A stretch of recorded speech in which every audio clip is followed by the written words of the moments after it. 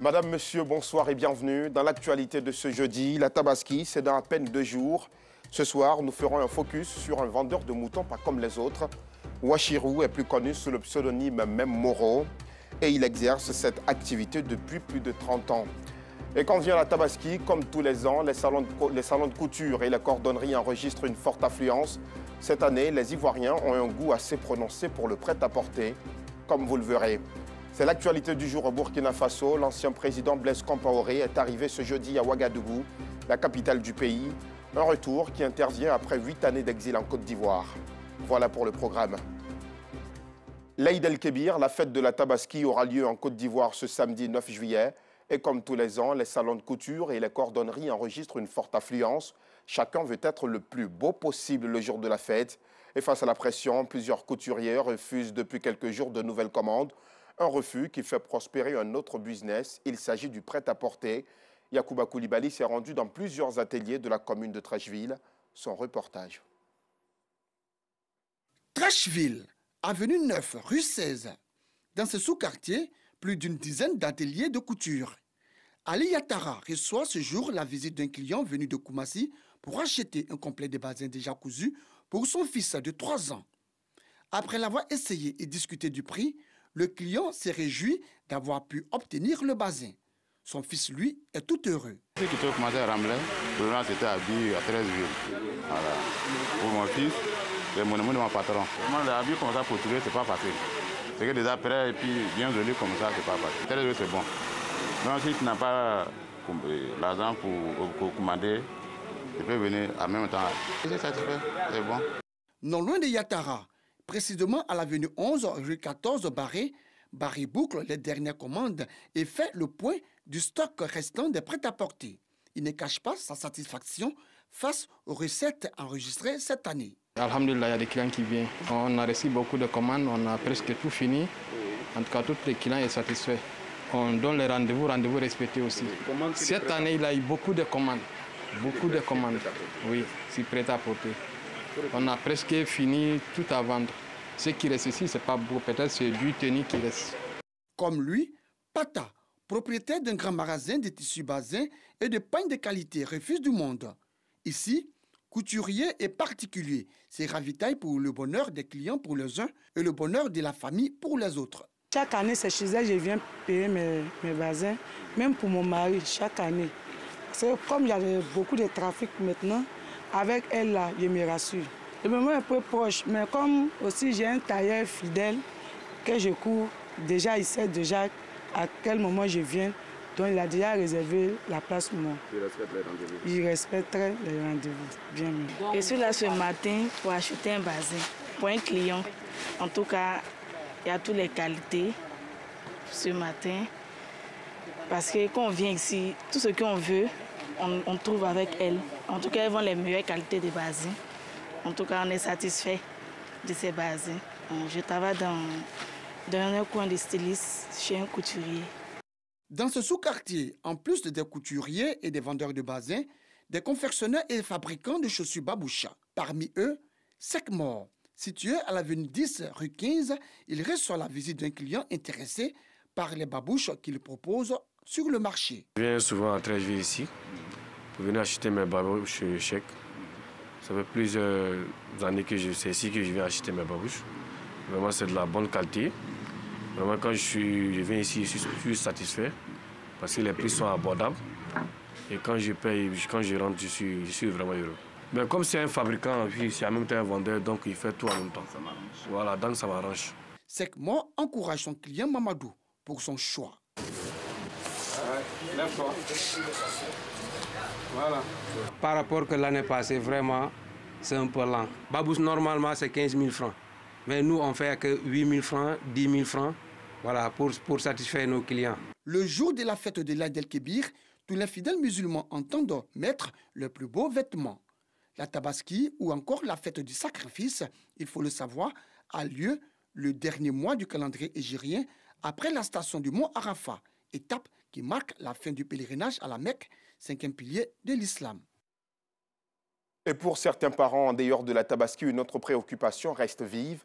Comment occuper sainement les enfants durant ces vacances scolaires? Dans la commune de Cocody, au quartier de la Riviera-Jardin, la question est vite répondue par le centre Ici on lit, ensuite on joue. Dr Aminata Kane et ses équipes créent des activités autour du livre. Les enfants s'y regroupent régulièrement et sont initiés à plusieurs exercices ludiques. Le reportage d'Afishata Karamoko. Commune de Cocody, Riviera-Jardin. Les vacances scolaires démarrent bien pour Joseph Gras. Ce garçon de 4 ans est toujours heureux de retrouver sa bande d'amis à la Villa Cannes. Je vais jouer. Sa mère se rend toujours disponible pour l'accompagner dans ce centre aéré, car même pendant les vacances, le slogan du centre reste le même. Ici on lit, ensuite on joue.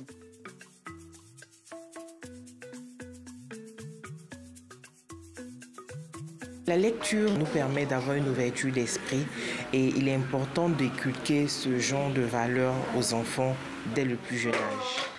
Dr Kane, directrice de cet espace dédié à la jeunesse, propose une diversité d'activités avec pour base de travail le livre. Vous savez bien qu'on lit, n'est-ce pas? Même pour les recettes, on les lit. Donc Au programme, atelier cuisine,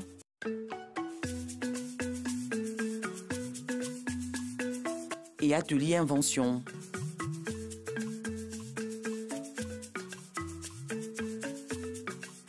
Nous utilisons les livres pendant les vacances et encore plus pendant les vacances parce que là, les enfants ont beaucoup plus de temps. Que ce soit pour des activités scientifiques dont on va aller chercher les recettes dans les livres ou les recettes de pâtisserie. Cela nous permet, avec les enfants, de voir qu'il y a tout un univers qu'il est possible de créer avec les livres. Avec en plus une intention encore plus noble. C'est vraiment cette rupture avec les écrans. Aujourd'hui, force est de constater que les écrans ont induit de nouveaux comportements sociaux avec des enfants qui sont associables, qui sont impulsifs, qui sont colériques et même qui développent des addictions. Ce matin, les enfants reçoivent une visite des plus agréables.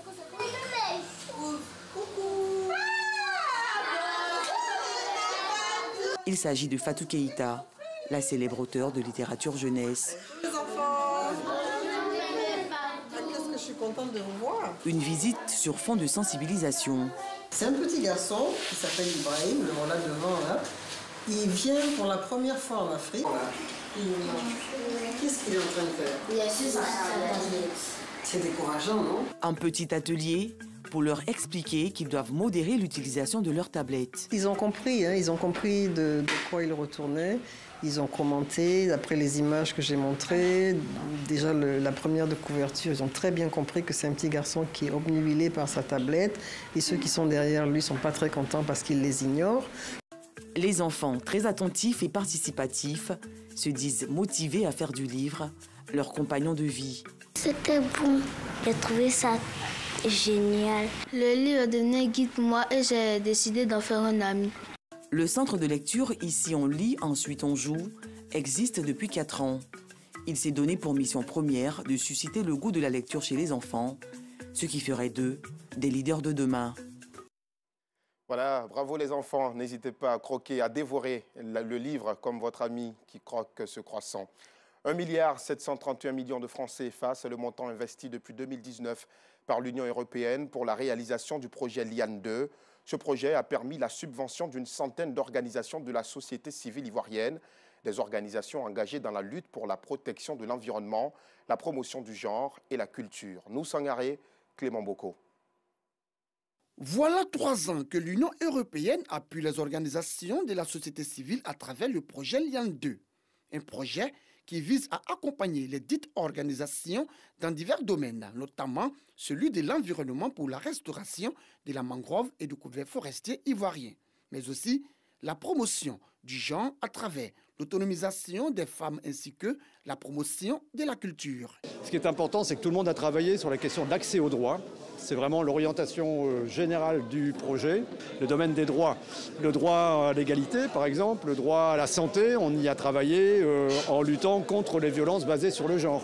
Le droit à l'environnement de façon à ce que la déforestation s'arrête un jour. Ce sont plus de 144 activités et projets subventionnés dans toutes les régions du pays. Des subventions bénéfiques aux organisations de la société civile qui entendent pérenniser les acquis. Le projet a été vraiment bénéfique pour nous en ce sens qu'il est venu concrétiser ce que nous espérions. Il est venu matérialiser nos espérances, nos rêves.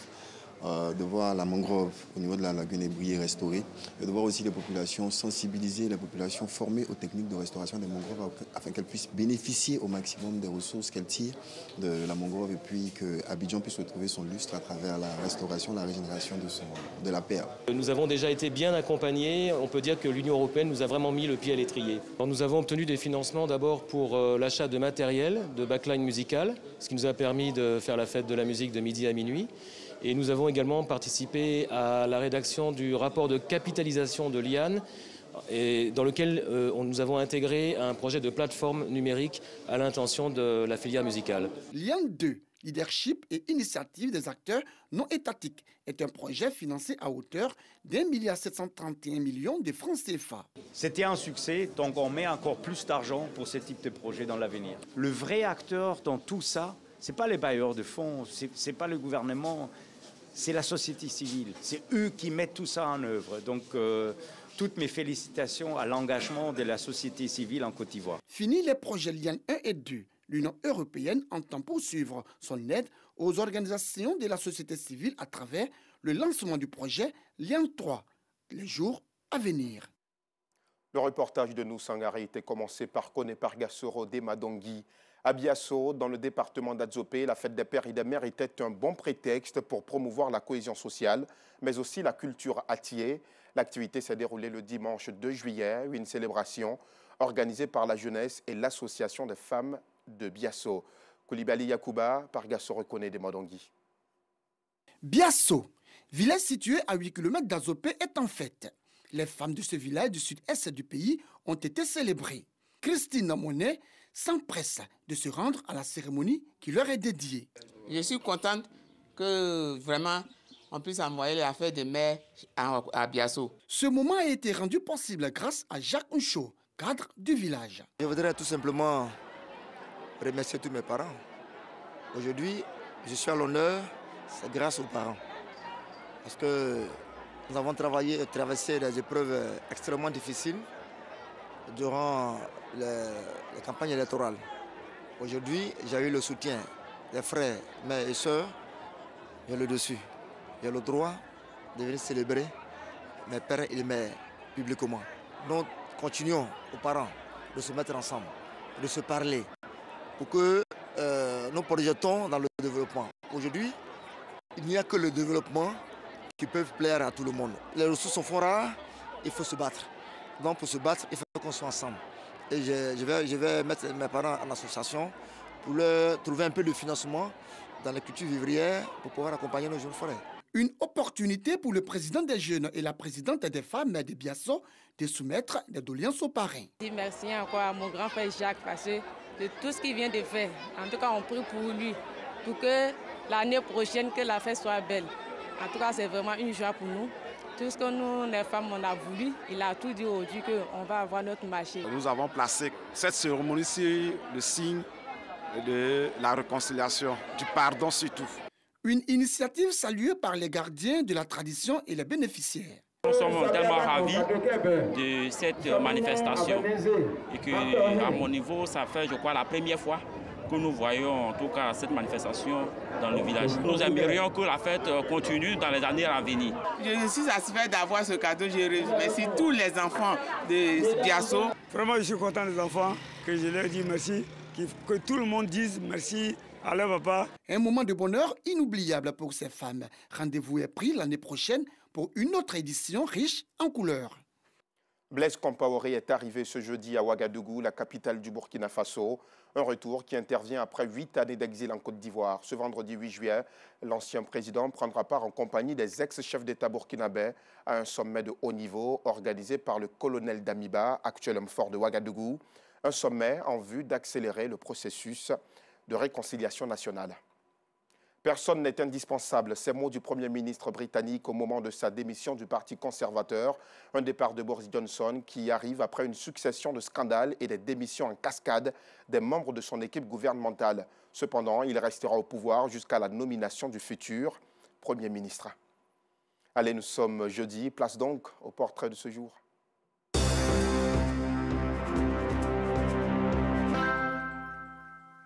Ce soir, nous rentrons dans le quotidien de Wachirou, ce vendeur de moutons à Adjamé, devenu célèbre grâce à des vidéos sarcastiques diffusées abondamment sur les réseaux sociaux.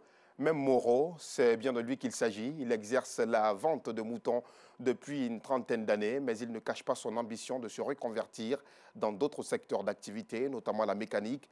Wachirou, alias même Moro, le vendeur de moutons, un portrait réalisé par Anissette Kona-Blessing. Cette vidéo a fait le tour des réseaux sociaux. L'homme sur la vidéo, Wachirou, alias même Moro, a marqué plus d'un. Même Moro est vendeur de moutons au marché de bétail d'Abobo à Djamé depuis 35 ans. La quarantaine est révolue, la nouvelle star des réseaux sociaux réside toujours chez sa famille adoptive au quartier Williamsville dans la commune d'Adjamé. Ce matin, avant de se rendre sur son lieu de travail, il procède à sa routine quotidienne.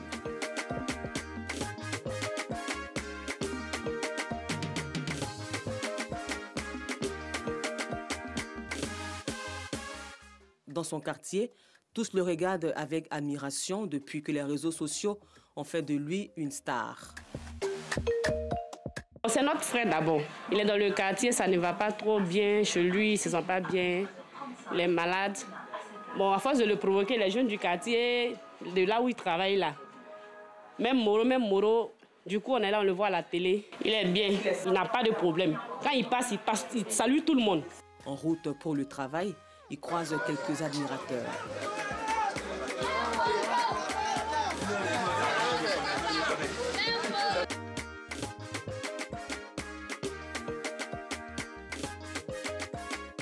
Une fois au marché de bétail d'Abobo à Djamé, il s'entretient avec un client venu acheter un mouton pour la fête de Tabaski.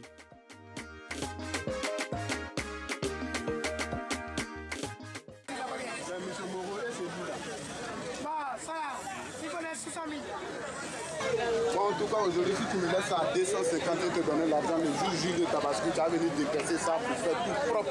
Je suis venu acheter ce monsieur Moro, donc il a passé de commande. Jouji est venu prendre mes moutons. Il a donné une avance de 100 000 francs. Quand je viens seulement, j'ai pris Dieu. Seulement, il n'y a qu'à voir des clients. Et jusqu'à maintenant, je vais partir à la maison. S'il n'y a pas la fête, je peux trouver 2 ou 4 ou 5 comme ça. Un métier et un environnement pas facile à supporter pour Wachirou. Il y a des fois, il y a des babardages. Il y a des babardages et quand il y a des gens, quand tu prends des cailloux, on me tape. On me tape. Donc, je dis ça à tout le monde que nous avons arrêté, mais personne ne veut.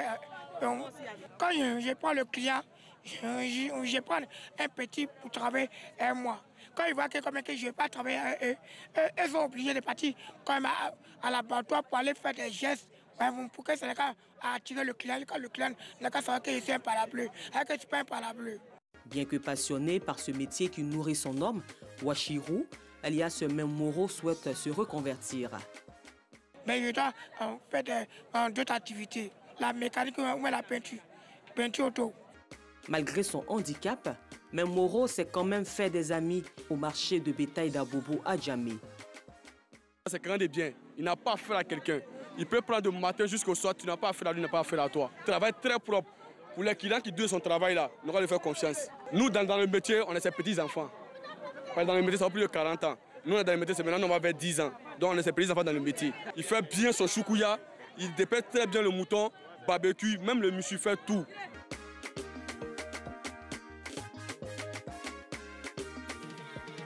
Tout même. Il prend les enfants, on vient derrière lui pour le provoquer, pour qu'il non. C'est notre grand-père au fait. Il est très très âgé que nous. Il y a un temps, il était gravement malade. On avait besoin d'aide. Donc on a cotisé l'un ici. Mais quand moi est venu, son problème de pied a commencé là. Donc moi, j'ai commencé à balancer ses vidéos. Les gens, lui-même, au début, il ne voulait pas. Il parlait chaque fois. Moi, il balançait chaque fois. Même une journée, il a balancé, il a fait 1 million de vues. Et je vais le montrer. En plus de son handicap, même Moro est diabétique. Une maladie qui l'empêche malheureusement de travailler tous les jours. En attendant le samedi 9 juillet, date officielle de la fête de la Tabaski, Wachirou, alias même Moro, se tient à votre disposition pour vos commandes. Voilà, c'est la fin de ce journal. Merci de nous avoir suivis à Gbéléban, cette petite ville du nord de la Côte d'Ivoire, Gbéléban-la-Coquette, dont le développement amorcé ces dernières années apporte beaucoup de bonheur aux populations. Faites-y un tour. À demain pour un autre journal.